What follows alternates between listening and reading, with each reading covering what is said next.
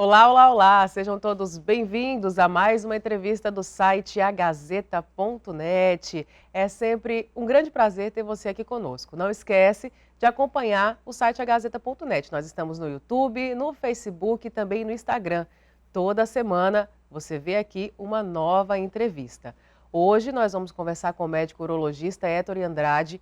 Ele é formado pela UFAC, formado também em cirurgia geral no Hospital das Clínicas do Acre, especialista em urologia pela Faculdade de Medicina de São José do Rio Preto. Nós vamos falar hoje, nessa oportunidade, sobre a campanha Novembro Azul, que é um movimento de conscientização sobre o câncer de próstata. O câncer de próstata, inclusive, é o mais comum entre os homens e é a causa de morte de 28,6% da população masculina que desenvolve neoplasias malignas. No Brasil, um homem morre a cada 38 minutos devido ao câncer de próstata, segundo os dados recentes do Instituto Nacional do Câncer, o INCA.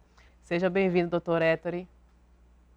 Bom, obrigado, Crisna, pelo convite. Agradecer a Gazeta, gazeta.net, por esse convite para bater esse papo sobre saúde do homem, sobre a campanha do Novembro Azul. Realmente muito importante a gente poder discutir sobre esse tema e orientar a população de maneira adequada.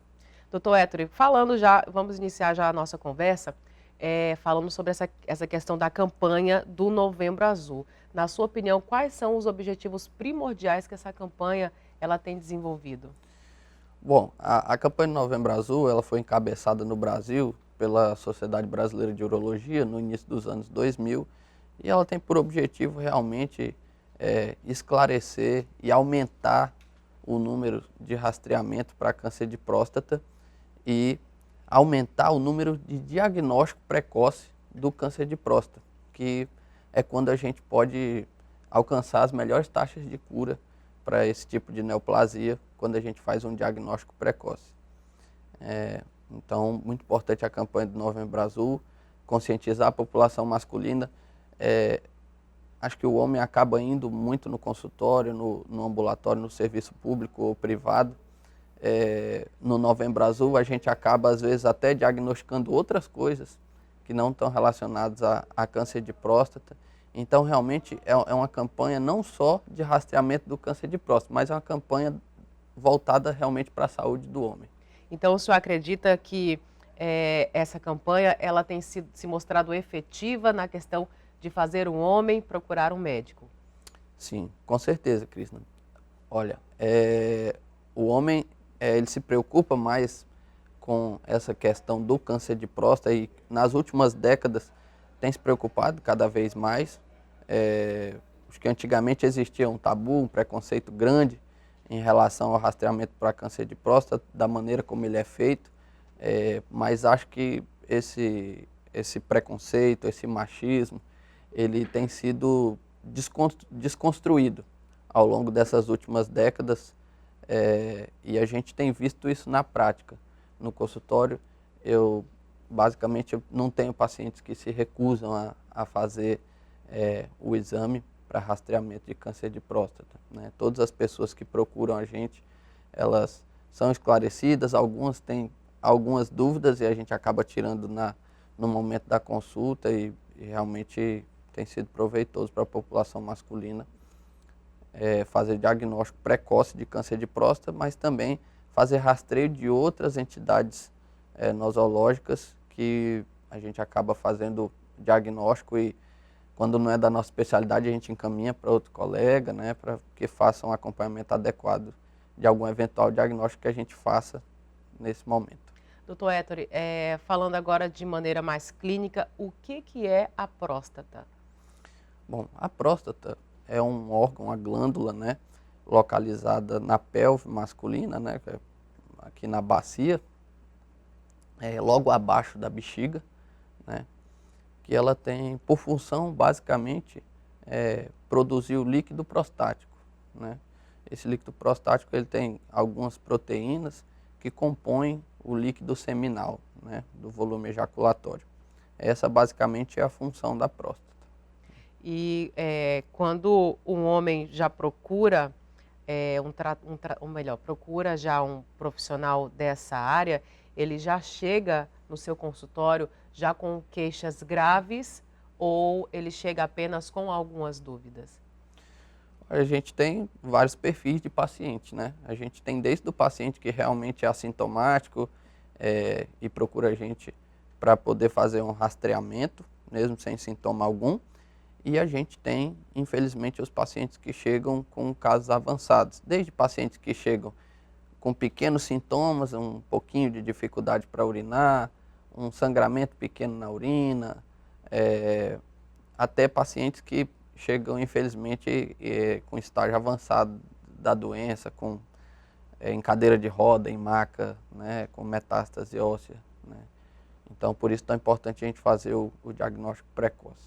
O que que o homem, na verdade, qual é o sintoma que o homem ele chega a perceber que ele precisa ir no médico urologista e o diagnóstico pode ser um câncer de próstata? O site do INCA até coloca alguns sintomas iniciais para câncer de próstata, como pode ter um pequeno sangramento, uma pequena dificuldade para urinar, mas na prática clínica o que a gente vê é que realmente o câncer de próstata ele não dá sintoma. Se você esperar o câncer de próstata dar sintoma, provavelmente ele vai estar Ele num já está mais estágio avançado. avançado, né? Exatamente. Porque o que acontece? Pense na próstata como se ela fosse uma laranja.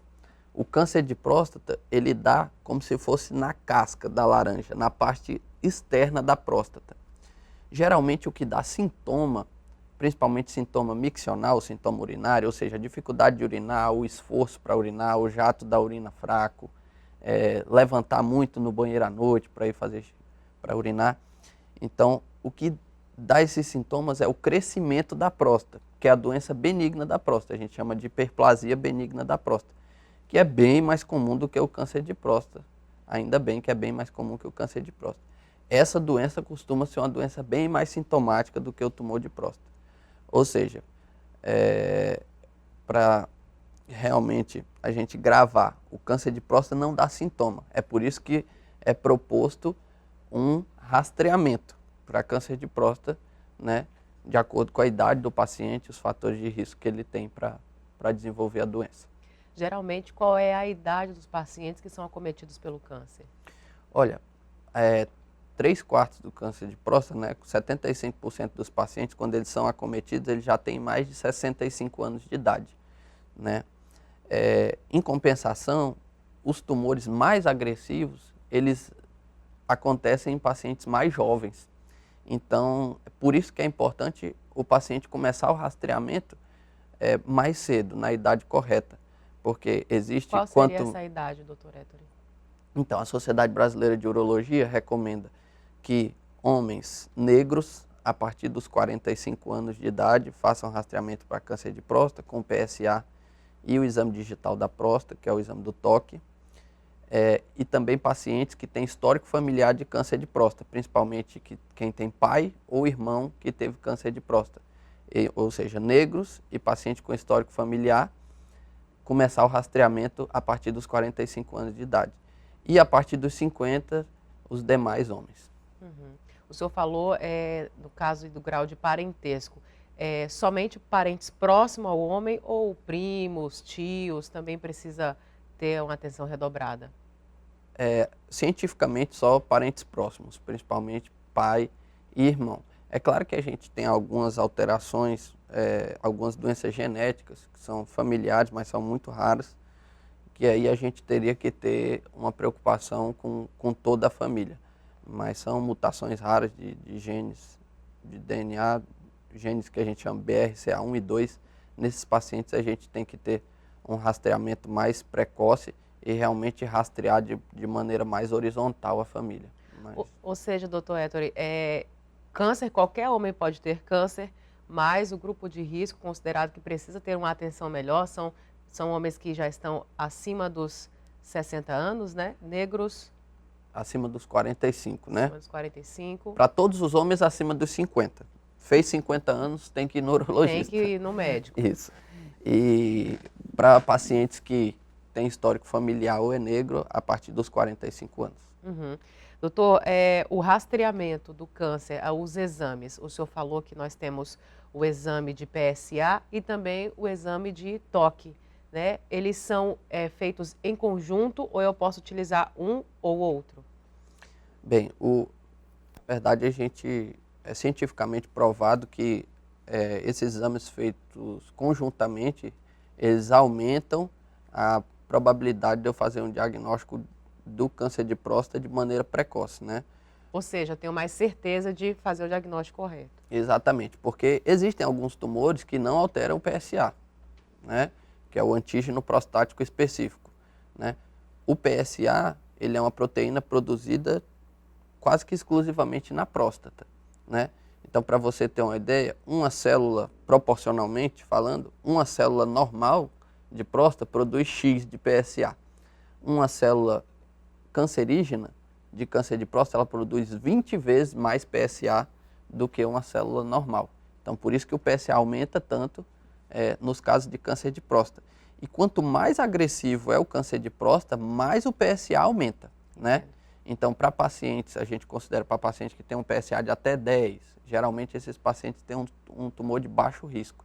E para pacientes que têm PSA acima de 20, por exemplo, a gente sabe que é um paciente que já tem um tumor de alto risco, um paciente que tem um tumor mais agressivo, mais avançado.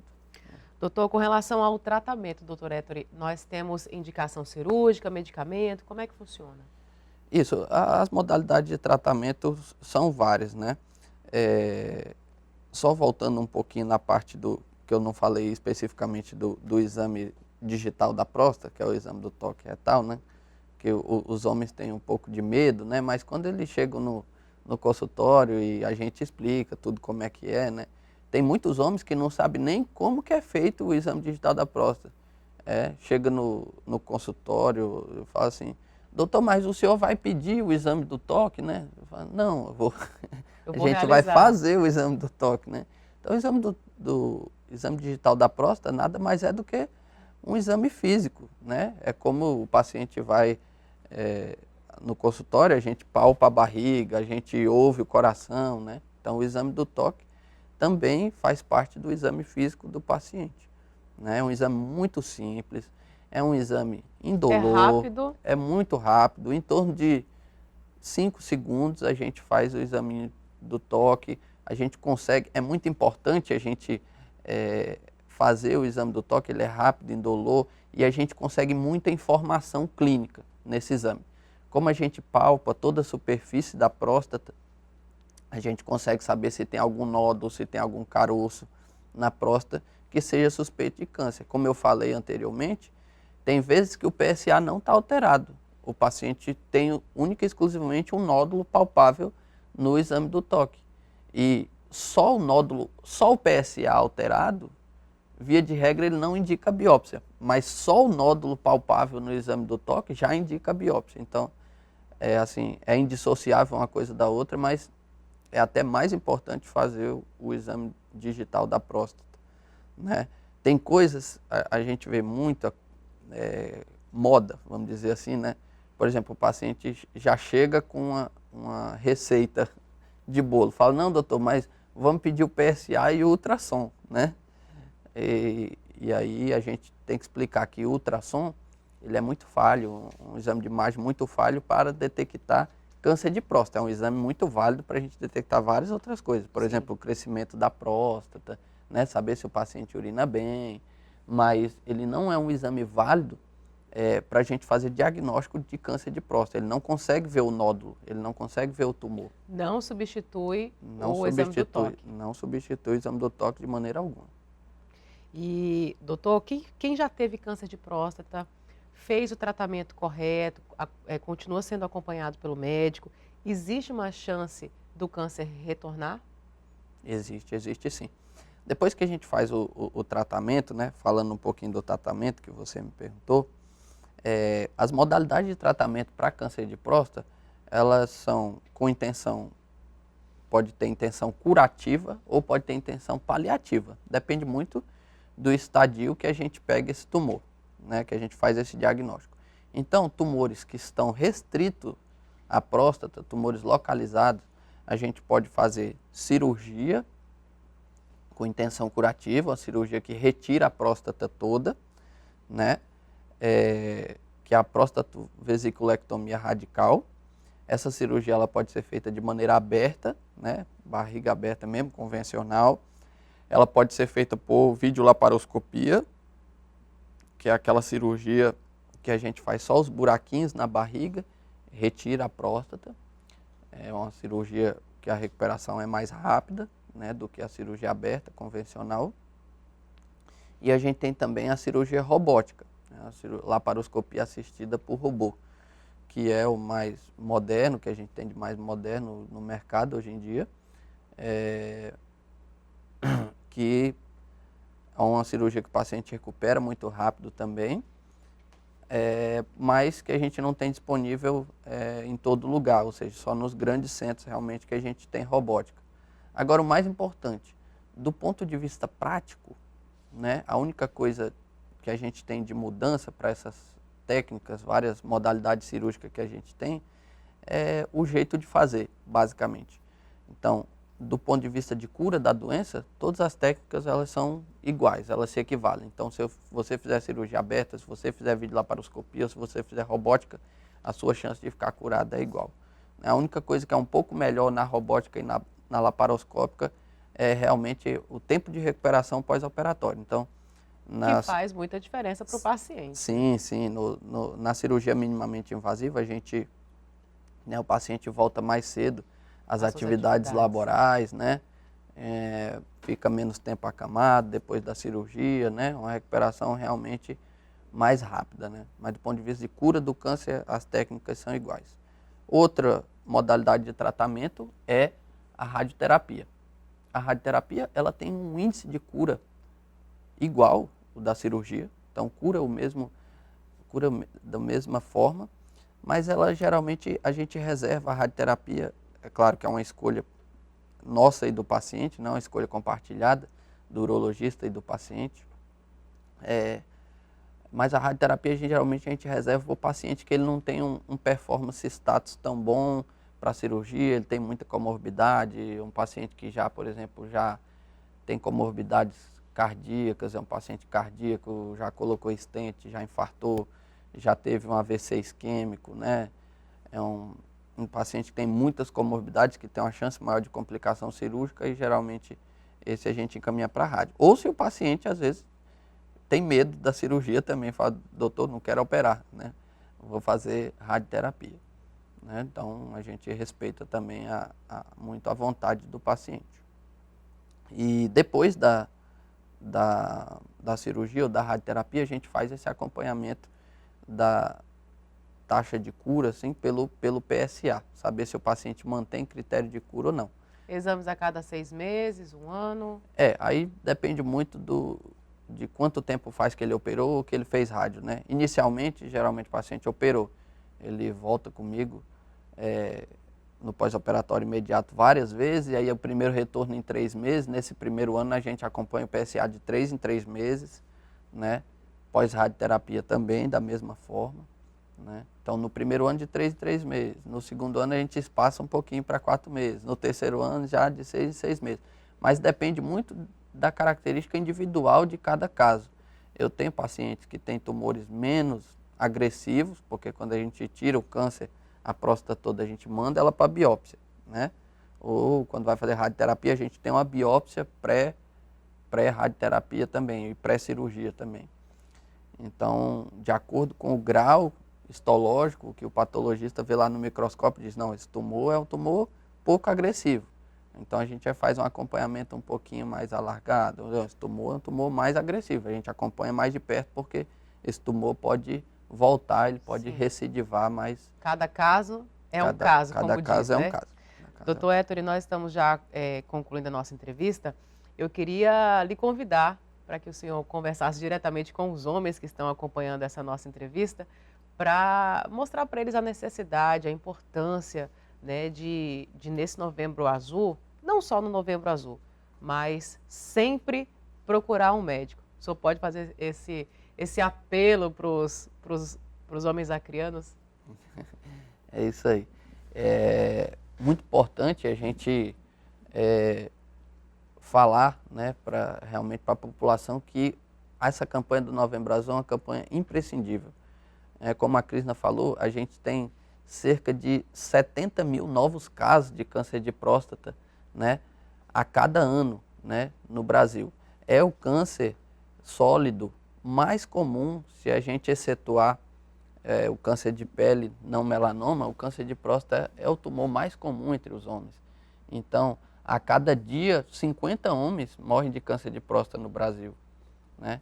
Então, assim, você deve procurar seu urologista, procure o urologista de confiança, procure o médico de saúde da família e comunidade, né?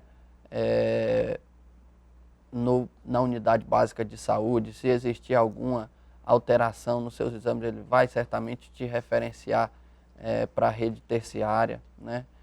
Vá ao seu médico de confiança, faça o rastreamento para o câncer de próstata, porque em estágios iniciais a doença tem 95% de chance de cura.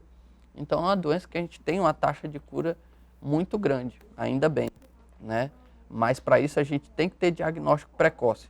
Se a gente faz realmente um diagnóstico tardio de uma doença metastática que já espalhou para o osso, já espalhou para o fígado, para o pulmão, que são os locais mais comuns de metástase, fica difícil, a gente vai fazer só um tratamento paliativo, né? Então, procure o médico de confiança, procure seu urologista, procure fazer o rastreio para câncer de próstata, não só fazer esse rastreio para câncer de próstata, mas aproveite o Novembro Azul para ir uma vez por ano, pelo menos, no seu médico, para fazer rastreio para outras doenças. A gente tem outras doenças que são muito comuns, que diminuem muito a qualidade de vida, né? Obesidade, pressão alta, hipertensão, diabetes, né? Colesterol alto, né? Hipercolesterolemia. Então a gente faz diagnóstico de tudo isso, acaba fazendo no Novembro Azul. Então, muito importante cuidar da sua saúde para que você seja uma pessoa longeva, mas com qualidade de vida, né? É uma coisa que a gente fala muito em medicina hoje em dia, envelhecer, mas envelhecer com qualidade, envelhecer com autonomia, né? Para que a gente possa viver a vida realmente em sua plenitude, da melhor forma. Então, você, homem, faça o rastreamento para o câncer de próstata, vá no seu médico de confiança, vocês não vão realmente se arrepender. Afinal de contas, saúde é tudo, né, doutor? Saúde em primeiro lugar. Gente, eu vou colocar aqui para você o número do consultório do Dr. Ettore. Se você tiver alguma dúvida, entre em contato com as meninas lá do consultório, que você pode esclarecer qualquer dúvida e marcar uma consulta também, se você quiser, com o Dr. Ettore. Doutor, muito obrigado pela sua presença. Eu agradeço a oportunidade, Cristina. Gente, nós vamos ficando por aqui. Obrigado pela sua companhia. Não esquece de continuar ligadinho no site agazeta.net. Até a próxima. Tchau, tchau.